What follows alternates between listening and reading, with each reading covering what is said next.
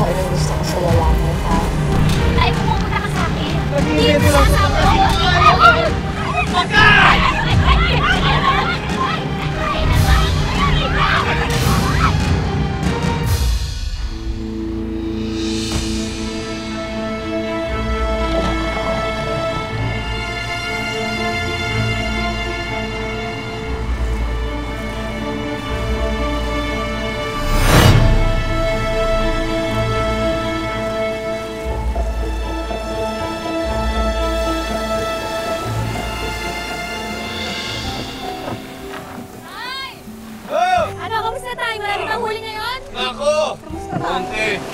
Magandang umaga, mga anak. Magandang umaga sa asawa ko. Maganda pa sa bukang liway. O, saan ko ba ilalagay ito? Diyan. Lumusot, ha? Alam yung palagay ko, dapat mas agahan ko pa yung pagpalaot, eh. Para makakuha ko ng mas magandang pwesto. Kaya ako konti ang huli. Di bale, hayaan mo. Yung mga tinanim kong gulay, halapit na rin anihin yon. Kapag naani, pwede nating ibenta pandagdag kita. Tama, diba? At saka tayo mga kahoy din kami para may ibenta natin. Ano? Huwag na! Delikado pa yung gagawin ninyong yan, eh. Tatay nyo nang bahala. Tay, sayang naman yung kikitain namin dun. Ako, alam ninyo, may racket ako mamaya. Alam niyo na. Mag-iilot ako mamaya. May ilutin ako sigurado. Medyo kikita tayo doon. Kaya para sa inyo yun, siyempre. Yun ang gusto ko sa'yo eh. Kuts, napakagwapo mo na.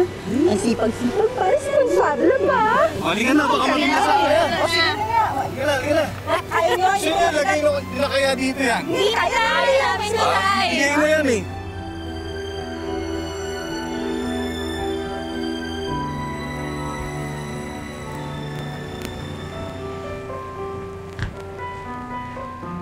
Mando! Mando! Nandito na ako. Ano yun? Wala si Chumando eh. Pupuntang Maynila. Biglaan lang alis. Ganun ba? Sige, babalik na lang ako sa ibang araw. Pakisabi na lang, ha? Uy, sandali lang. Ako na lang ilutin mo. Total, matagal ko na namang hinihintay na magpagilag sa'yo. Ano ba kinakatakot mo? Ano, na hindi ko magustuhan yung mga post mo? Kaya, Carla. Ilang beses ko ba sasabihin sa'yo? Parang mo na akong tatay eh. Sige, tutuloy na ako. Uy, sandali na! Aw! Bakit? Sakit! Ano nangyari? Sabi ko naman sa'yo, may pilay ako eh. Sige na, hilutin mo na ako. Sige ka. Sabihin ko sa lahat ng tao na namimili ka ng kliyente.